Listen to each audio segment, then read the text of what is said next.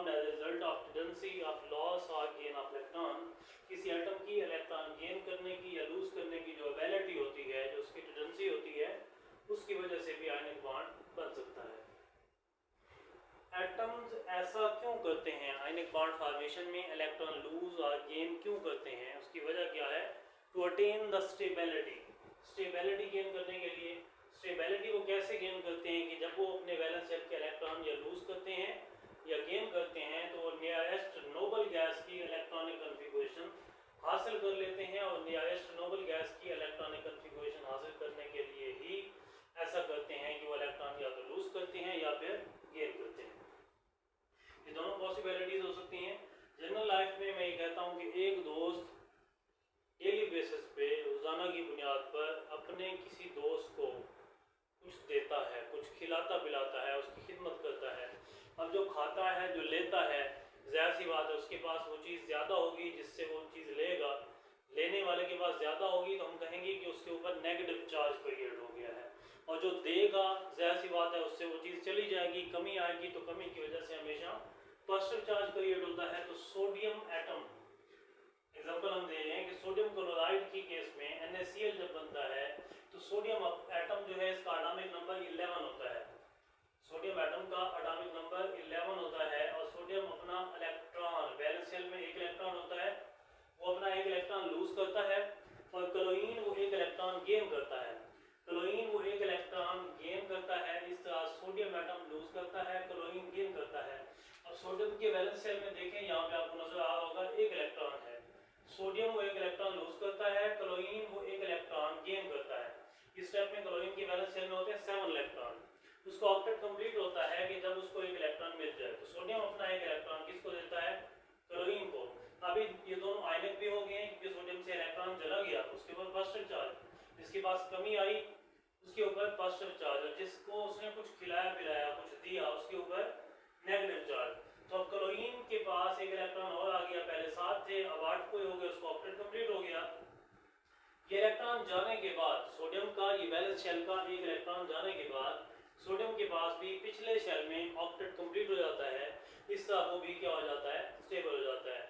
मिसाल के तौर पर कि सोडियम एक इलेक्ट्रॉन लूज करता है, वही इलेक्ट्रॉन क्लोरीन गेन करता है।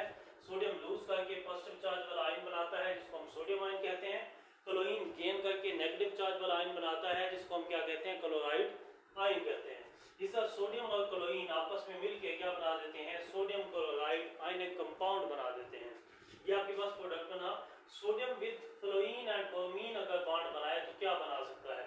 सोडियम जो है ये इलेक्ट्रॉन लूज करने की एबिलिटी रखता है, और फ्लोरीन और ब्रोमीन दोनों इलेक्ट्रॉन गेन करने की एबिलिटी रखते हैं। सोडियम की वैलेंस शेल में एक इलेक्ट्रॉन होता है, फ्लोरीन और ब्रोमीन दोनों के वैलेंस शेल में 7 इलेक्ट्रॉन होते हैं। सोडियम अपना एक इलेक्ट्रॉन जैसे इसने क्लोरीन को दिया है, अगर वो फ्लोरीन को दे तो दोनों स्टेबल और सोडियम फ्लोराइड बन जाएगा। अगर ये ब्रोमीन को दे तब दोनों स्टेबल, तब क्या बन जाएगा? सोडियम ब्रोमाइड बन जाएगा। अगर सोडियम फ्लोरीन को दे तो ये आपके पास प्रोडक्ट जो है वो क्या बन जाएगा? सोडियम फ्लोराइड बन जाएगा।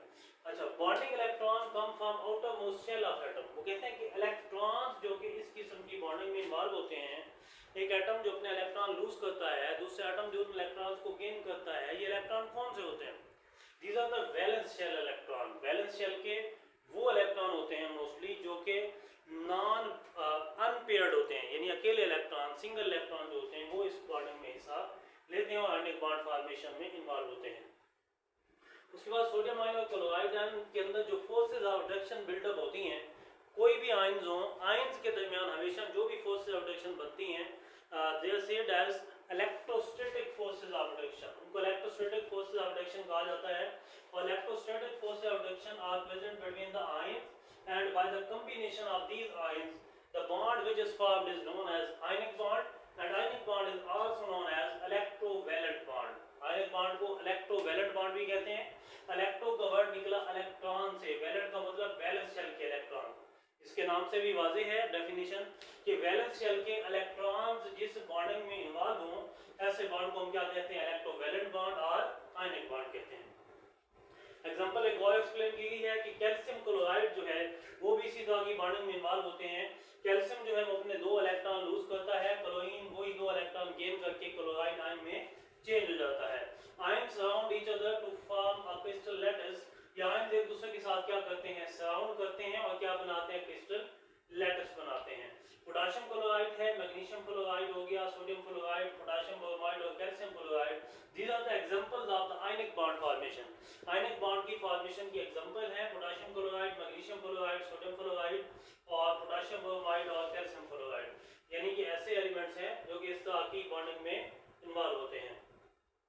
यहाँ पे जो Mg है ये MgF2 बनाएगा क्योंकि मैग्नीशियम जो है सेकंड ग्रुप का मेंबर है, ये 2 बॉन्ड बना सकता है। अच्छा, उसके बाद नेक्स्ट हमारे पास जो एग्जांपल कैल्शियम क्लोराइड वाली दी हुई है उसको हम जरा एक्सप्लेन करते हैं अगेन।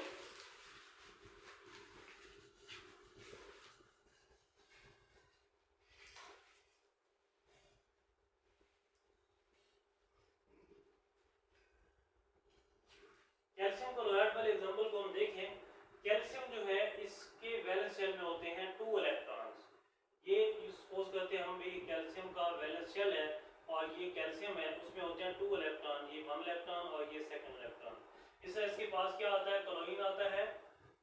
क्लोरीन जो है उसके वैलेंस शेल में होते हैं 7 इलेक्ट्रॉन, लाइक दिस के 1 2 3 4 5 6 और ये 7।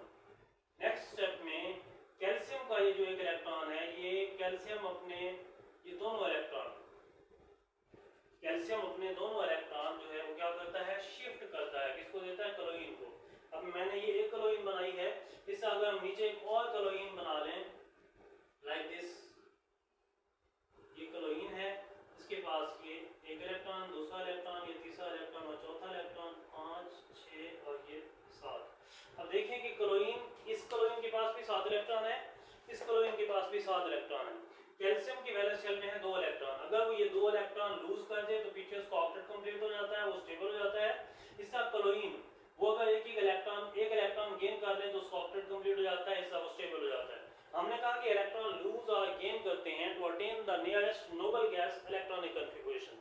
कैल्शियम जो है इसका एटॉमिक नंबर 20 होता है, कैल्शियम का एटॉमिक नंबर 20 होता है। अगर कैल्शियम ये 2 इलेक्ट्रॉन लूज कर देता है, 2 इलेक्ट्रॉन लूज करने के बाद कैल्शियम जो है उसके पास इलेक्ट्रॉन जो बच जाएंगे वो 18 बच जाएंगे। 18 इलेक्ट्रॉन वाली नोबल गैस एलिमेंट है जो कि आर्गन होती है और ये स्टेबल होती है। और क्लोरीन का एटॉमिक नंबर 17 होता है, 17 है। एक इलेक्ट्रॉन अगर गेन कर ले तो ये बन जाएगा क्लोराइड आयन, और इसके पास इलेक्ट्रॉन, इसके पास भी 18 हो जाएंगे, ये भी स्टेबल हो जाएगा। कौन सी इलेक्ट्रॉनिक कॉन्फ़िगरेशन हासिल कर लेगा, आर्गन की। तो इस कैल्शियम जो है वो अपना एक इलेक्ट्रॉन किसको देता है, इस क्लोरीन को, ये दूसरा इलेक्ट्रॉन वो दूसरे क्लोरीन को देता है। इसका रिजल्टेंट प्रोडक्ट आपके पास यूं बन जाएगा कि कैल्शियम है और इसने अपने इलेक्ट्रॉन जो है वो दे दिए हैं। अब इसके ऊपर यूं समझिए कि 2+ चार्ज आ गया है और इसने एक इलेक्ट्रॉन अपना एक क्लोरीन को दिया है, दूसरा इलेक्ट्रॉन दूसरे क्लोरीन को दिया है। तो प्रोडक्ट आपके पास यूं बन जाएगा, एक इलेक्ट्रॉन 2 3 4 5 6 और ये 7। इसका 1 2 3 4 5 6 और ये 7, ये क्लोरीन है और ये आपके पास क्लोरीन है। अब कैल्शियम जो है उसने अपने दोनों इलेक्ट्रॉन दिए हैं, एक इलेक्ट्रॉन उसने दिया इस क्लोरीन को और दूसरा इलेक्ट्रॉन उसने दिया इस क्लोरीन को। रिजल्टेंट प्रोडक्ट आपके पास जो बना वो बना CaCl2। ये आपके पास एक आयनिक कंपाउंड बन गया, इसको हम कैल्शियम क्लोराइड कहते हैं। ये आयनिक बॉन्ड की एक और एग्जांपल थी। इसका कॉम्प्लेक्स स्ट्रक्चर्स की जो फॉर्मेशन होती है वो भी आयनिक बॉन्ड के अकॉर्डिंग होती है। NaCl की जो स्ट्रक्चर होती है उसको हम NaCl का लैटिस कहते हैं।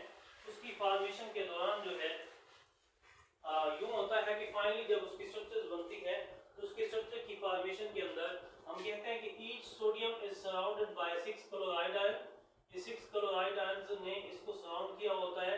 इसका each chloride ion is surrounded by 6 sodium ion जो है उन्होंने उसको सराउंड किया हुआ होता है।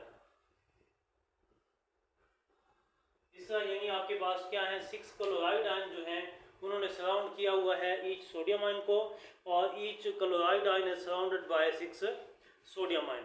तो सोडियम आयन और क्लोराइड आयन जो है वो सराउंडेड होते हैं बाय द सोडियम आयन होगा तो वो सराउंडेड होगा बाय क्लोराइड आयन। अगर क्लोराइड आयन होंगे then they are surrounded by 6 chloride ion. इस तरह एक और स्ट्रक्चर आपकी बुक में दी हुई है CaCl2 की।